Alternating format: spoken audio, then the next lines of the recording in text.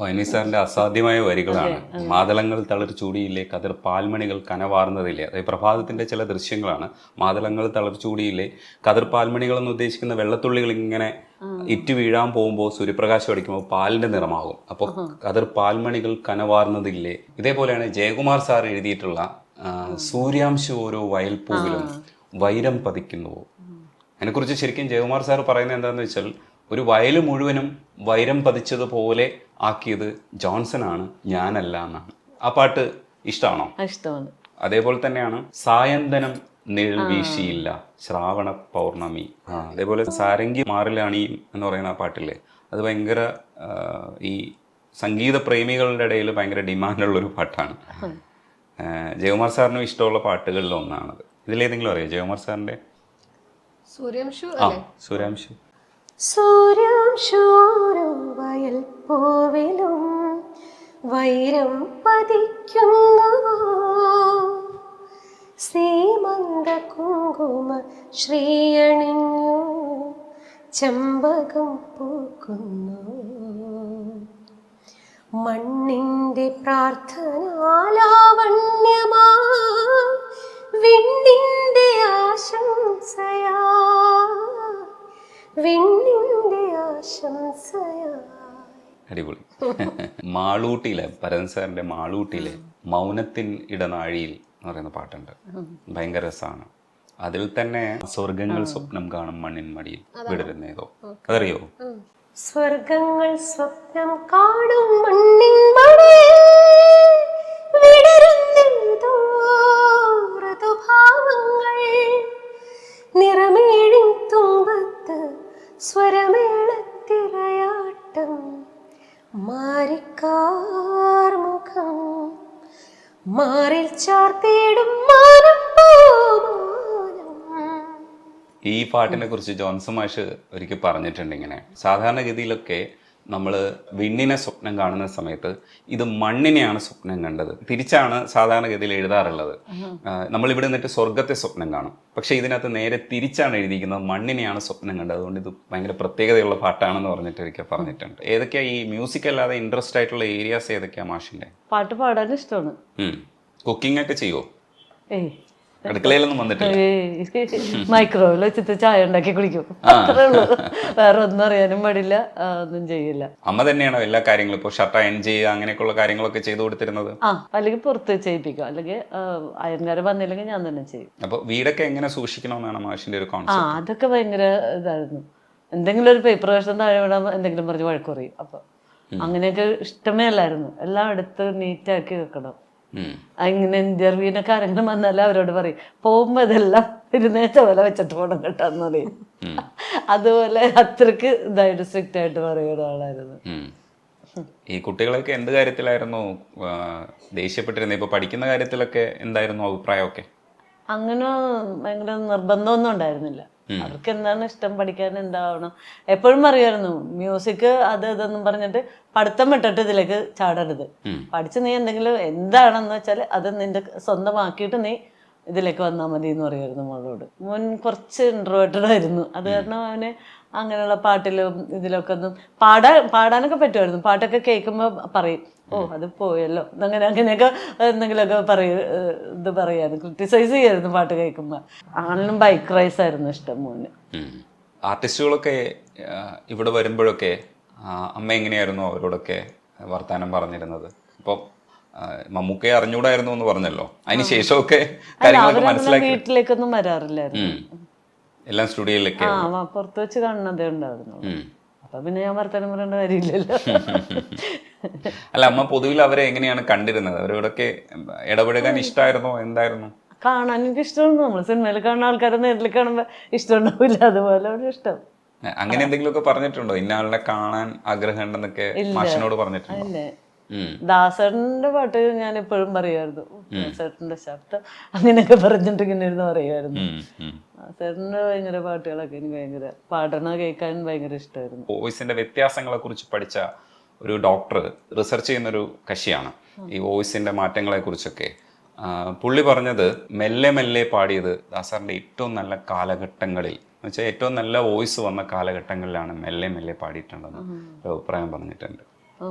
പുറത്തൊക്കെ യാത്ര ചെയ്യുന്ന ഒക്കെ എങ്ങനെയായിരുന്നു? ഒരുമിച്ച് ഫാമിലി ആയിട്ടായിരുന്നോ? ആ നാട്ടിലേക്കൊക്കെ എന്തെങ്കിലും വരുമ്പോ തന്നെ പറയും ഗന്ധർവ സംഗീതത്തില്, അതിലൊക്കെ വരുമ്പോ എന്നോട് പറയും നീ പിള്ളേരുടെ അടുത്ത് നോക്കിക്കോ, ഞാൻ മാനേജ് ചെയ്തോളാം എന്നൊക്കെ പറഞ്ഞ് പോരും. പിറ്റേ ദിവസം പറയും നിനക്ക് PNR നമ്പർ അയച്ചിട്ടുണ്ട്, ഞാൻ അടുത്ത ഫ്ലൈറ്റ് ഇങ്ങോട്ട് പോന്നേക്കെന്ന് പറഞ്ഞിട്ട് പറയും.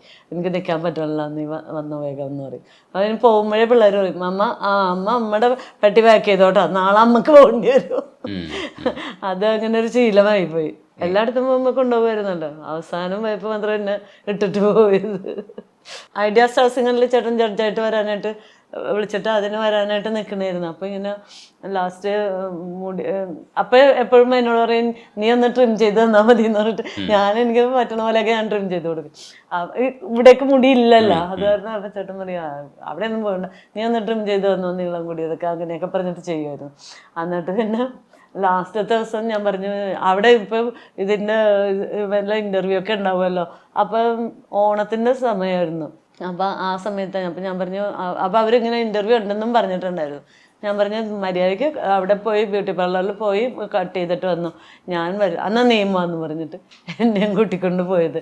എന്നിട്ട് അവിടെ ഇരുത്തിയിട്ട് അപ്പം ഞാൻ പറഞ്ഞു നല്ലോണം ചെറുതാക്കി മുറിക്കാൻ പറയാം ചേട്ടാ എന്ന് പറഞ്ഞു.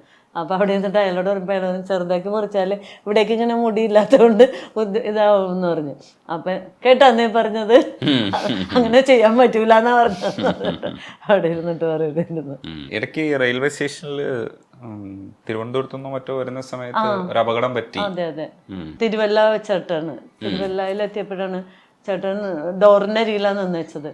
ഡോർ വന്ന് അടിച്ചപ്പോഴേക്കും ചേട്ടൻ പുറത്തേക്ക് തെറിച്ച് വീണു. അപ്പം തെറിച്ച് വീണപ്പോൾ എണീറ്റ് അപ്പോൾ ഈ അവിടുത്തെ തൊഴിലാളികൾ അവർ വന്നിട്ട് ഇങ്ങനെ വന്ന് വീണ കണ്ടിട്ട് അവർ ഓടി വന്ന്.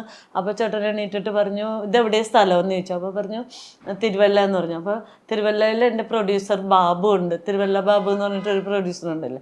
അപ്പോൾ ഒന്ന് അറിയിക്കണം, ഞാനിങ്ങനെ മ്യൂസിക് ഡയറക്ടർ ജോൺസനാണ്, ഞാൻ തൃശ്ശൂർക്ക് പോകുകയാണെന്നാണ് അപ്പോൾ ചേട്ടൻ്റെ ഉള്ളിൽ വന്നത്.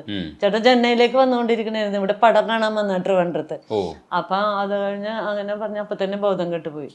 അപ്പോൾ ഇവർ വേഗം തന്നെ ഒരു ഓട്ടോറിക്ഷ വിളിച്ചിട്ടാണ് അവിടെ അടുത്തുള്ള ഏതൊരു ഹോസ്പിറ്റലിൽ കൊണ്ടുപോയി. അപ്പോൾ അവർ പെട്ടെന്ന് ബ്ലീഡിങ് കണ്ടിട്ട് അവരിങ്ങനെ ഭയങ്കര പെട്ടെന്ന് സ്റ്റിച്ചിട്ടു. ഒന്നും ശരിക്കൊന്നും വെച്ചിടാഞ്ഞിട്ടേ അവിടെ ആ സ്കാർസ് ഇങ്ങനെ അവസാനം വരെ ഉണ്ടായിരുന്നു, അത് പോയേ ഇല്ല. എന്നിട്ടാണ് പിന്നെ മെഡിക്കൽ കോളേജിലേക്ക് മാറ്റിയത്.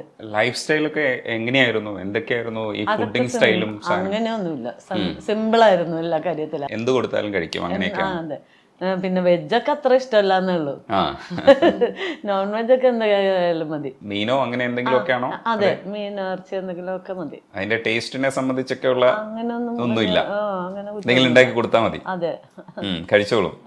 എപ്പോഴെങ്കിലും അങ്ങനെ എന്തെങ്കിലും കൊതി പറഞ്ഞിട്ടുണ്ടോ ഇങ്ങനെ ഒരു പ്രത്യേക സാധനം കഴിക്കാനൊക്കെ? അങ്ങനെയൊന്നും പറഞ്ഞിട്ടില്ല. അതിനൊക്കെ മോളാണ് പറയുന്ന ആള്. അവള് ഇവിടെ ഞങ്ങള് ചേട്ടനും മോനൊക്കെ പോയി കഴിഞ്ഞിട്ട് മോള് ഉണ്ടായി. മോള് ജനുവരിയിൽ അവര് പൊന്നൊരുക്കും പൂക്കാലോ എന്ന് പറഞ്ഞ ഒരു ബുക്ക് റിലീസ് ചെയ്തു, കാലിക്കറ്റായിരുന്നു. അപ്പൊ അവിടെ ഞങ്ങൾ പോയപ്പോൾ ഞാനും മോളും കൂടിയാണ് പോയിച്ചത്. ഞങ്ങൾ മാത്രമേ ഉള്ളൂ. അപ്പം ഇവിടെ വന്നിട്ട് ഇവിടെ നിന്ന് ഞങ്ങൾ പോവുകയാണ് ചെയ്തത്. അപ്പം അവിടെ പോയപ്പോൾ അവിടെ ഏതൊരു റേഡിയോ സ്റ്റേഷനിൽ നിന്നാണ് വന്നിട്ട് ടിറ്റുവിൻ്റെ അടുത്ത് മോളുടെ അടുത്ത് വന്നിട്ട് ഒരു ഇൻ്റർവ്യൂ വെച്ചു. അപ്പോൾ അവരോട് ചോദിച്ചു മാഡത്തിന് ഇവിടുത്തെ ഫുഡ് ഏതാ ഇഷ്ടം? എനിക്ക് എൻ്റെ അമ്മ ഉണ്ടാക്കണ ബിരിയാണിയാണ് ഇഷ്ടം. ഫുഡ് അത്യാവശ്യം ഉണ്ടാക്കുന്നവർക്ക് ഇഷ്ടമായിരുന്നല്ലേ? മോൾക്ക് ഭയങ്കര മോളെ അഭിപ്രായം. മോന് ഇങ്ങനെ അഭിപ്രായം ഒന്നും പറയില്ല. ചോദിക്കുമ്പോ എടാ കൊള്ളാമോ, നല്ലതാണ്, കൊള്ളാം, അത്രേ ഉള്ളൂ. ഡാഡിയും അതുപോലെ തന്നെ ആയിരുന്നു. കൊള്ളാമോ ചേട്ടാന്ന് ചോദിച്ചാൽ കൊള്ളാം എന്ന് മാത്രം പറയും. അല്ലാതെ ഹായ് നന്നായിട്ടുണ്ടെന്ന് പറയണത് മോള് മാത്രമായിരുന്നു.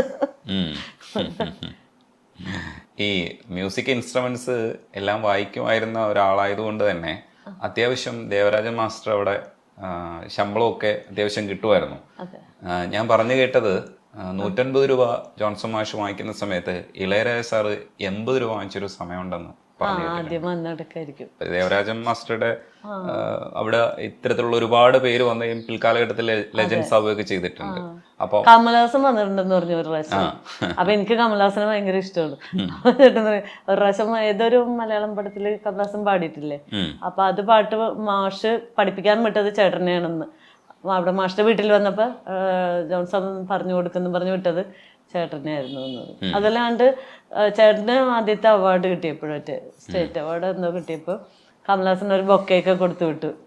അയാളുടെ മാനേജർ കൊണ്ടുവന്ന് കൊടുത്തിട്ട് പോയി ചേട്ടന്. ദാസാറിനെ കുറിച്ച് അഭിപ്രായം പറയുമ്പോ എന്തായിട്ടാണ് പറയണേ? അല്ല, പാട്ടിനെ കുറിച്ച് ഭയങ്കര നല്ല അഭിപ്രായമായിരുന്നു, അങ്ങനെ മാത്രമേ പറഞ്ഞിട്ടുള്ളൂ. പിന്നെ ദാസന് ഭയങ്കര തിരക്കായതുകൊണ്ട് ഒരു ട്രാക്ക് എടുത്ത് വെച്ച് ഇങ്ങനെ കാത്തിരിക്കല്ലേ, അതിന്റെ ഒരു ബുദ്ധിമുട്ടുള്ളൂ, അല്ലാതെ അത്തരം കാര്യങ്ങളാണ് പറയാറുള്ളത്.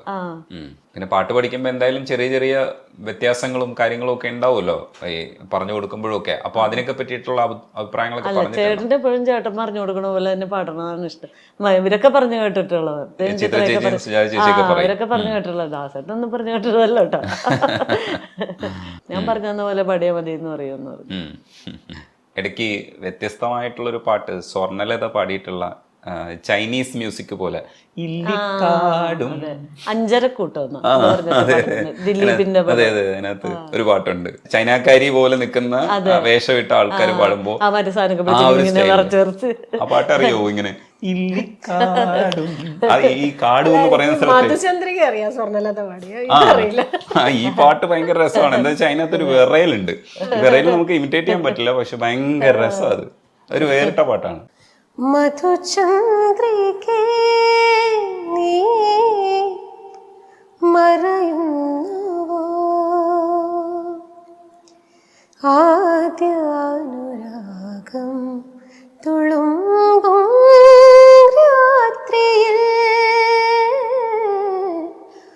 മധുചന്ദ്രികേ നീ മറയുന്നു. അതിൽ സുജാത ചേച്ചിയുടെ വോയിസ് വേറൊരു തരത്തിൽ ഉപയോഗിച്ചിട്ടുള്ളൊരു ആളാണ്. ഇപ്പം ചിത്ര ചേച്ചി പാടുമ്പോൾ പള്ളിത്തേരുണ്ടോ ഒക്കെ പാടുമ്പോഴും, അതേപോലെ കാക്കക്കറുമ്പനില്ലേ,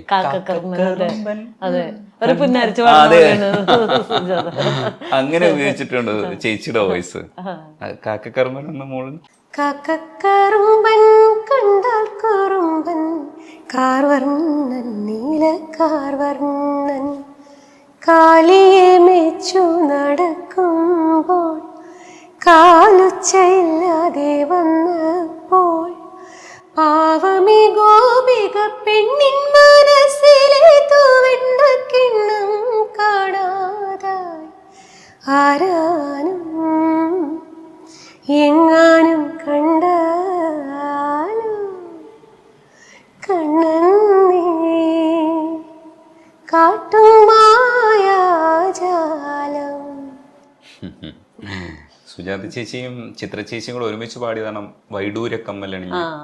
അത് ഈ പുഴയും കടന്നില്ല. അതേപോലെ ഈ രാജഹംസമയെ പോലെ തന്നെ ചിത്ര ചേച്ചി അത്രയും പോപ്പുലർ ആക്കിയ ഒരു പാട്ടാണ് മൗന സരോവരം. ഒരു അസാധ്യ സവിധത്തിലെ നല്ല പാട്ടാണ്, അത് പാടിയേ പറ്റും. മൗന സരോവരമാകെയുണർന്നു സ്നേഹമനോരഥവേഗമുയർന്നു, കനകാങ്കുലിയോ